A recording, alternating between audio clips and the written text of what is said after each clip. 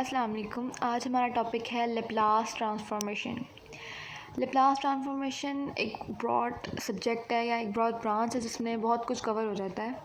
खैर, इसकी डेफिनेशन से शुरू करते हैं कि this is an efficient technique for solving linear differential equations. ये ऐसी टेक्निक है जिसमें लीनियर डिफरेंशियल इक्वेशंस को सॉल्व किया जाता है। लीनियर से मुराद जिसमें एक्स वाई वेरिएबल की पावर 1 हो, और डिफरेंशियल इक्वेशंस ऐसी इक्वेशंस जिनमें एक वेरिएबल के साथ उसका डेरिवेटिव भी मौजूद हो। लेट्स सपोज एक वाई वेरिएबल ले लेते हैं, उसके साथ एक कांस्टेंट कोफिशिएंट पी लगा हुआ है, साथ ही उसका डेरिवेटिव किसी भी चीज़ के रिस्पेक्ट, मैंने यहाँ एक्स के रिस्पेक्ट ले लिया है और उसका आंसर है क्यू। तो यहाँ पे y जो है वो डिपेंडेंट वेरिएबल है विद रिस्पेक्ट टू x। ऐसी इक्वेशंस को कहते हैं, ये है लीनियर डिफरेंशियल इक्वेशन। यहाँ वेरिएबल की पावर भी 1 है।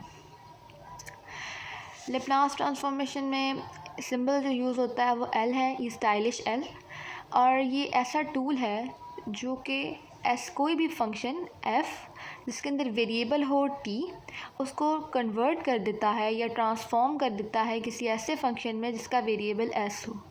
यानी जब हम क्वेश्चंस को सॉल्व कर रहे होते हैं या डिफरेंशियल इक्वेशंस को सॉल्व करते हैं तो हम इंटीग्रेशन लेते हैं, कभी सिंगल, डबल, ट्रिपल, इतना लंबा हो जाता है क्वेश्चन। उस एक्सपेंशंस को या कम्प्लेक्सिटी को ख़त्म करने के लिए हम लोग लेप्लास ट्रांसफॉर्मेशन का इस्तेमाल करते हैं। ये कैसे करता है? कोई सा भी हम फंक्शन ले सकते हैं, डेरिवेटिव पहले, फिर हम फंक्शन ले रहे हैं एफ टी, ठीक है, यानी फंक्शन विद वेरिएबल टी के साथ। तो वो फंक्शन बराबर होता है ज़ीरो से इन्फिनिटी। डेरिवेशन को ख़त्म करने के लिए हमने इंटीग्रेशन ली है, और ये जो फंक्शन टी है ये कन्वर्ट हो जाता है e की पावर माइनस एस टी के अंदर, e की पावर माइनस एस टी साथ में डी टी। ये है लेप्लास ट्रांसफॉर्मेशन की, और ये बराबर होता है एफ एस के अंदर, यानी फंक्शन टी से कन्वर्ट कर दिया जाता है एस के अंदर। और इस स्टेप को स्किप करने के लिए कि हम इंटीग्रेशन लें और यहाँ e की पावर माइनस एस टी को सॉल्व करें एंड देन इतना लंबा अपना प्रोसेस चलाएं, उसे हमने ख़त्म करने के लिए क्या किया है कि हमने लेप्लास का इस्तेमाल किया है कि हम लेप्लास में सीधा अपना फंक्शन लिखें, लेप्लास की फार्मूला लगाएं और सिंपली अपना आंसर जो है वो एफ एस की फॉर्म में निकाल लें। ये आज हमारी एक्सरसाइज थी जिसमें हमने लेप्लास को पढ़ा कि लेप्लास क्या है और उसके क्या फार्मूलाज हैं। अब हम साथ में एक्सरसाइज से कुछ क्वेश्चंस करके देख लेते हैं कि हमें कितनी समझ आई इसकी। यहाँ दो सिंपल क्वेश्चन हैं formulas. Laplace t n is equal to n factorial s n plus 1 और लेप्लास ई की power a t 1 s minus s. ये दो इंपॉर्टेंट फार्मूलाज हैं जिनसे हमने मज़ीद आगे फार्मूला भी ड्राइव करने हैं और एक्सप्लेनेशंस भी देंगे। अब हमारे पास ये फार्मूला है, इसे भी सॉल्व करके देख लेते हैं। जर्नल को एग्जांपल यूज़ कर लेते हैं कि अगर मैं टी की पावर 0 इस्तेमाल करूँ, टी की पावर 0 का मतलब होता है किसी भी चीज़ की पावर अगर हम 0 लगाते हैं तो वो 1 होती है। यानी अगर वेरिएबल 1 कांस्टेंट 1 में इस्तेमाल कर रही हूँ तो क्या होगा, n की जगह 1 आ जाएगा, 1 factorial over zero factorial s plus 1। 0 factorial 1 होता है, s के ऊपर भी 1 आ जाएगा।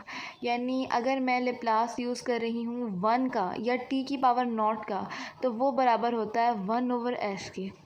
ऐसे ही अगर मैं यूज़ कर रही हूँ लेप्लास t की पावर 1 तो क्या होगा, ऊपर आ जाएगा 1 फैक्टोरियल, नीचे आ जाएगा s 1 प्लस 1 और 1 ओवर s की स्क्वायर आ जाएगा।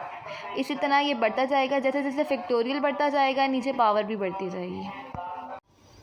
इसके बाद हमारा नेक्स्ट फार्मूला है लेप्लास e की power a t is equal to 1 over s minus ए।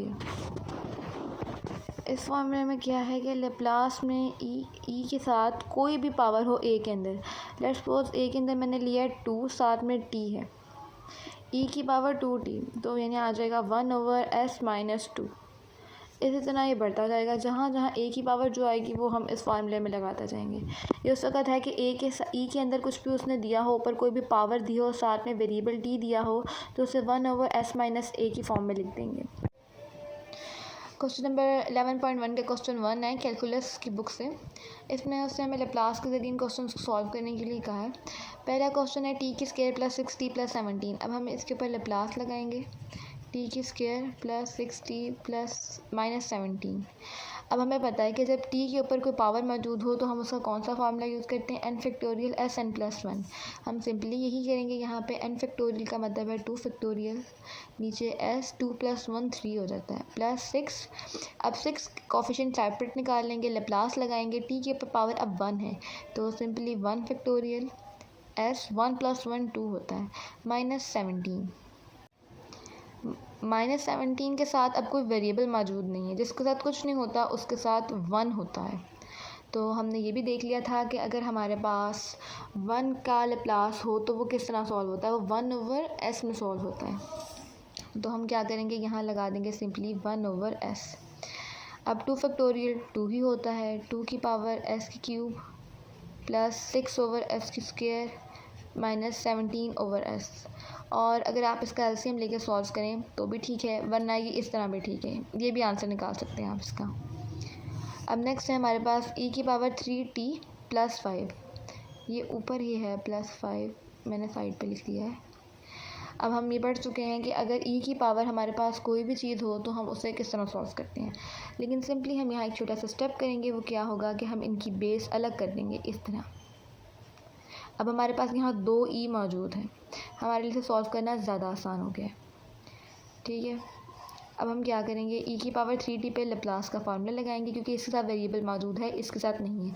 ये ऐसा कांस्टेंट कंसीडर होगा। e की पावर 5 को हम सेपरेट निकाल लेंगे, e की पावर 5 हमने सेपरेट निकाल ली। अब e की पावर 3t पे हमने अपना फार्मूला लगाना है 1/s माइनस a की जगह अब यहाँ 3 है और t की जगह t ही है, तो s माइनस 3 आ जाएगा।